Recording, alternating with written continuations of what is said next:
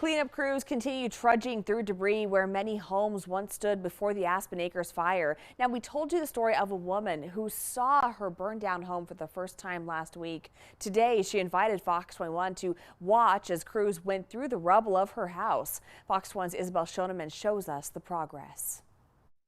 Yvonne Davis used to live here on Pine Drive. Now broken glass and dishes, melted metal and some wire is all that's left. Now crews created and took away piles of debris that was here on top of this thick layer of ash. But despite all of this tragedy, Davis says she's still looking ahead to the future.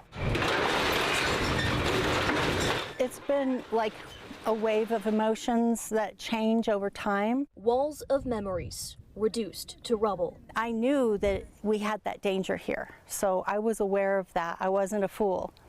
I just never thought I would see it in my own lifetime, and certainly not this soon. Yvonne Davis visited the charred site of what was once her home on Pine Drive in Beulah for the third time on Tuesday. They have made a lot of progress.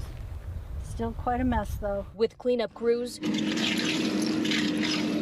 taking the rubble away. When you see those wheels, that was a trailer.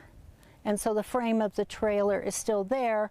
And then they piled on top of it, all that metal was the roof. Since losing her home, Davis has been keeping busy. As things began to slow down, I could feel the weight on my heart. Trying to stop the grief from sinking in. I don't like using the word rebuild because I'm not actually going to rebuild the house. There was no insurance, so I can't afford to rebuild the house, but I can rebuild my life and I can help the land to heal.